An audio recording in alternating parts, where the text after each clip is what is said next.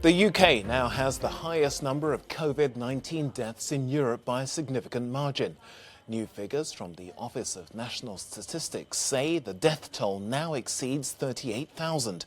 Official government figures still put fatalities at over 32,000, but they calculate cases differently. Countries across the globe have different measures for counting deaths, so comparisons are difficult.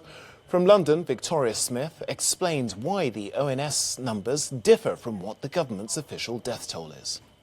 Well, good afternoon from Westminster Chokes. Let me try and break down these three sets of numbers for you. They all have valid points and they all have points which are slightly more fuzzy. So the government figures, the ones we hear at the daily briefings every day, they're in a way simplest to understand because they reflect the number of people on their records who have died from coronavirus.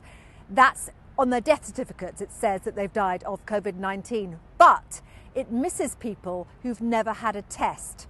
Now, if we look at the next set of figures, the Office for National Statistics figures, they refer to deaths where a person had COVID-19 on their death certificate, but may have died from another cause. So they're not as directly linked to actually dying of the virus. And the higher set of figures, well, that counts all deaths, for example, for this time of year compared to this time last year, which are significantly higher, but they include all deaths, not just those from COVID, but all deaths put together. Now, on top of this, as you mentioned, different countries have different ways of measuring their death figures. For example, here in England, well, the figures here, the daily figures from the government, excluded deaths outside hospitals until very recently, until a few weeks ago. They excluded deaths, for example, from care homes and the community, which we've seen as a result, those death figures have gone up.